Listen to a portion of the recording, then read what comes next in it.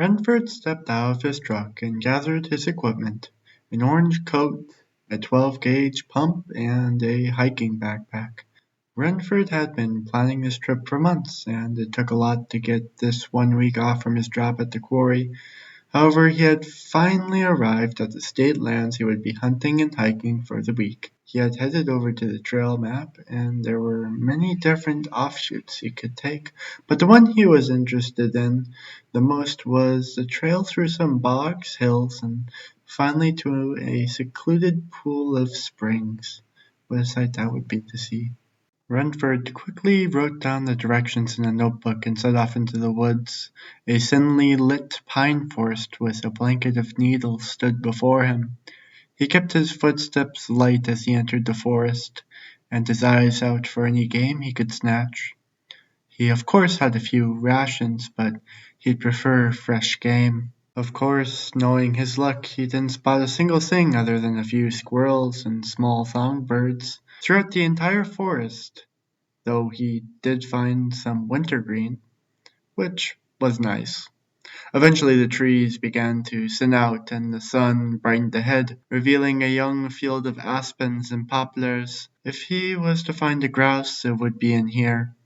Renford readied his gun and quieted his steps even more.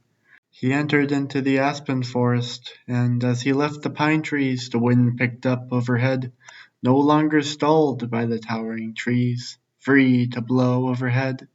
This, of course, hindered his hearing; however, he preferred to use his keen eyes, and he was right in doing so. Scanning the area around him, he eventually set his eyes upon a small grouse. The grouse was trotting along the aspens, looking for small aspen buds and clovers amongst the trees to eat, completely unaware of Renford. Renford lifted up his shotgun, disengaged the safety, and fired. The grouse fell amongst the aspens, and Renford rushed away to go pick up his kill on the ground. And laying there, the small bird was still quite warm. It didn't take long for him to clean the bird's guts out, and as he did so, he noticed small roundworms coming out from its gut. It was unnerving, but not so much a matter, as roundworms only stayed in the gut and did not infect the meat. It couldn't even infect humans. The grouse would be safe to eat. He put it in a Ziploc bag and went on his way through the woods. It didn't take long for him to pass through the rest of the aspens, entering into the pine woods again. According to his map, he was well on the way to making it to the first campsite. There he should be able to cook himself a meal. Sure enough, he comes across a small space in the woods where a small metal campfire with a grill plate had been placed. He lays all his stuff down and collects some wood for a small fire. It didn't take long for him to get the necessary kindling, and he hastily lights a fire.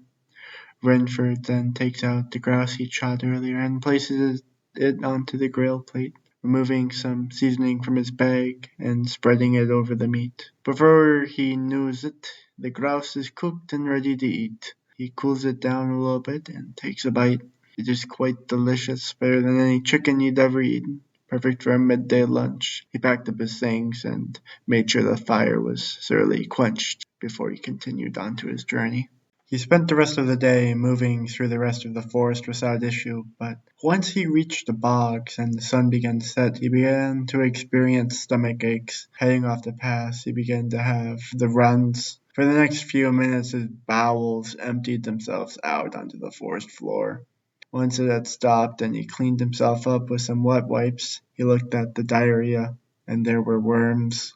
Renford would have to return in the morning, but for now he'll have to set up camp and ensure the night in his hammock. Hopefully he wouldn't fall further ill. Hoisting up his hammock, he went to sleep. The next day he woke up feeling extremely bloated, and small lines in his vision blocked the sight. However, more pressing was his extreme hunger. He opened his bag and began eating the bars and cereals he'd stored. However, he hungered still. It was probably the worms causing this, but he didn't feel any sense of urgency. In fact, he was rather calm, as if he was taking a bath or still half asleep. He wanted to go back to his truck, get treatment in the city, but he was so hungry, and he hadn't left any food in his truck. Perhaps it wouldn't be the worst idea to travel a little further down the trail in search of something to eat. So down the trail Renford went, until he was at the edge of the bog. It was covered in a thick moss like a blanket of snow over a field, and like snow, one could easily fall into it without the aid of snowshoes.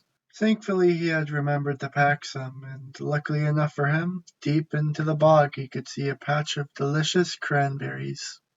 He carefully stepped through the bog and began picking the cranberries, eating them by the handful, and he felt slightly better doing so, but even as the last bush was cleared he was still hungry. Yet he had to return. He had to get treatment. What was he even thinking coming out here for just a snack? He couldn't tell anymore, and that worried him. Still, he was hungry, but he couldn't give in to it now. With an ever-fainting source of determination, he made his way back through the pines, slowly and steadily. Yet he came across the aspens again, the source of his troubles, the place that had ruined his hiking trip. Yet as he moved through the shrouded paths he felt as if something was in there with him. Not 100 feet in front of him, a black bear crossed the path. It seemed the fates of this aspen thicket had it out for him. As the bear began to approach him, Renford stumbled back a little and quickly readied his gun. This action only halted the bear for a second. These were the limits of what Birdshot could do, but it was just enough for him to bolt into the opposite direction, back into the pines. He ran through the forest, but just as he thought he had lost a bear, he could see something rampaging through the forest. He picked up his pace and came across the bog again, quickly attaching his bog shoes. And just in time, the bear came barreling down the hill, face bloodied with birdshot. He bolted across the bog, and the bear tried to follow, only to fall through the moss and into the water.